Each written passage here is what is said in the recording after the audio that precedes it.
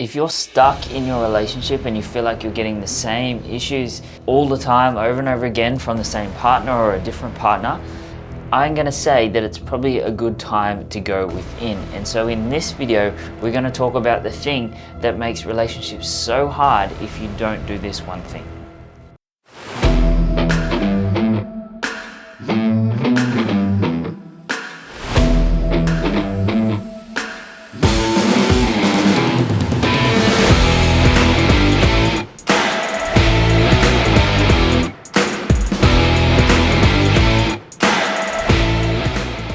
So what is this one thing? Well, let me just put this in perspective. If you can't love yourself, how can someone else love you? That may be harsh, yes, I get it. But if it's quite naive to think that if you can't love yourself, that someone else is gonna love you.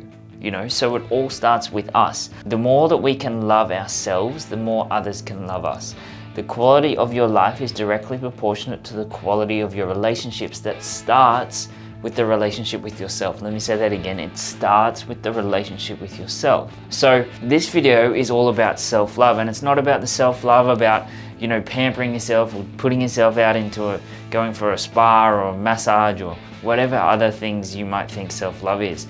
This is more about actually, truly, fully loving yourself, so then people in a relationship can love you too. So the first thing I just want to talk about is to understand how important it is. We only hold negative emotions to things we don't see the divine order in, and most people are too busy judging themselves that they don't have enough time to love themselves. Most people are too busy looking at their deficiencies instead of looking at the ways that they can love themselves and the way that they can appreciate themselves.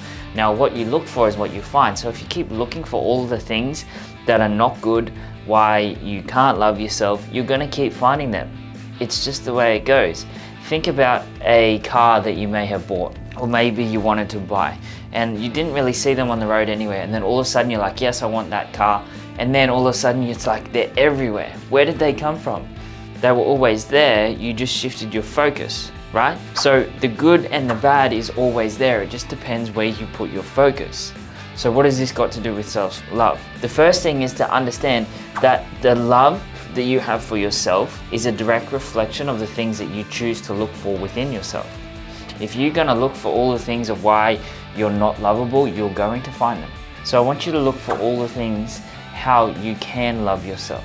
That's the first one, to understand how important it is and understand how important it is to be able to shift your focus to see the things that you love and the things that are good about you, rather than just trying to focus on the bad all the time.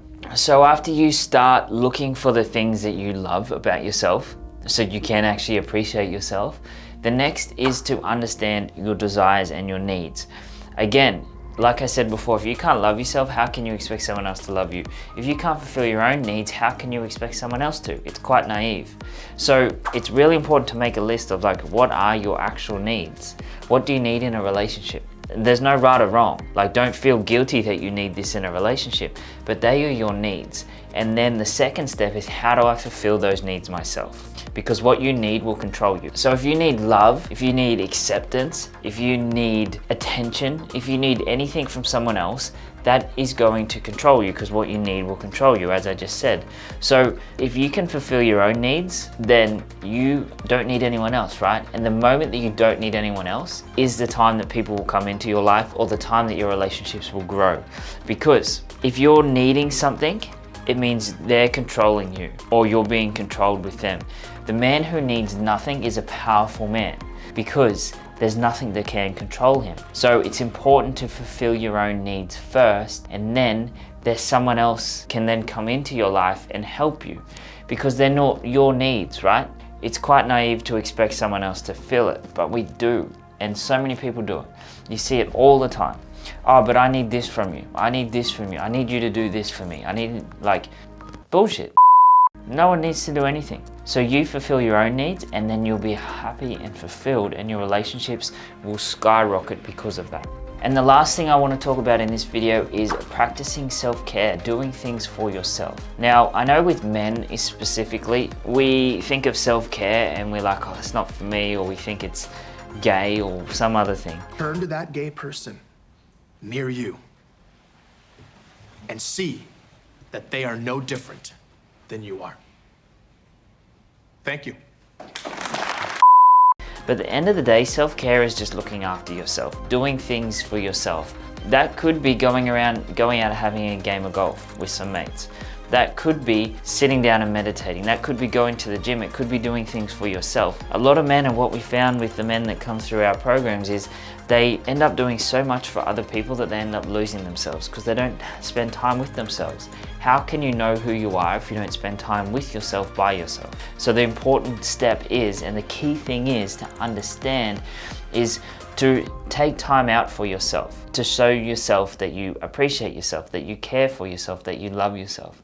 Whether that be spending time working on your physical body, whether that be meditating, whether that be just reading a book that you enjoy, whether that be going out and doing your favorite hobby, or spending time with some friends that you don't normally get a chance to, whatever it is. But do things for yourself. It's not selfish. It's actually more selfish by you putting everyone else first and neglecting yourself, because you're not then giving your best version to everyone else.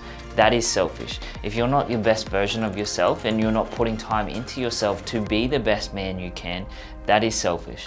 Not you taking time to work on yourself and to be the best man you can. It's a completely different mind shift, and I know from programming throughout the generations, it's just that. That's all it is, just programming.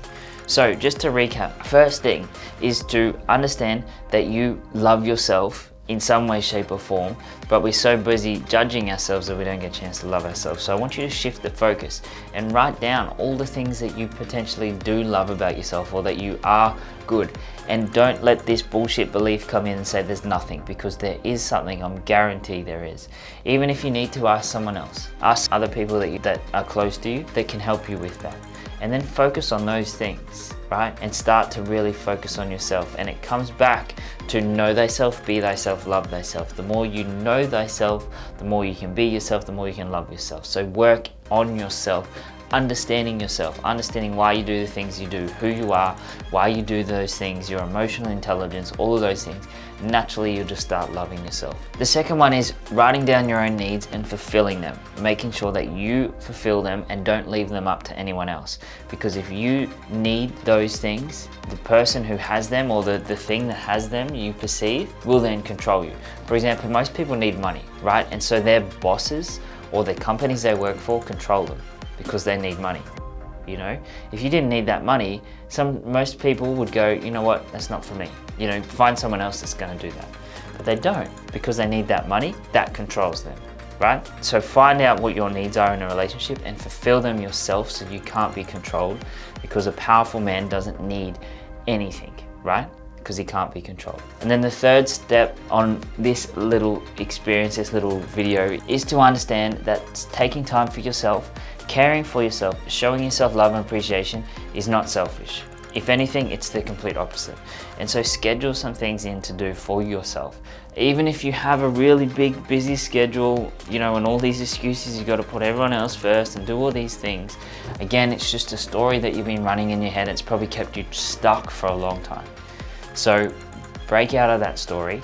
Instead of asking yourself how, because you're probably going, no, I can't. So I don't want to ask why you can't. I want to ask how you can. So find the time, make the time. It's there. You know, we all have the same amount of time, so you'll be able to find it. So if you like this video, like, share, subscribe. Let us know in the comments what your biggest takeaway is from this, and I look forward to seeing you on the next video.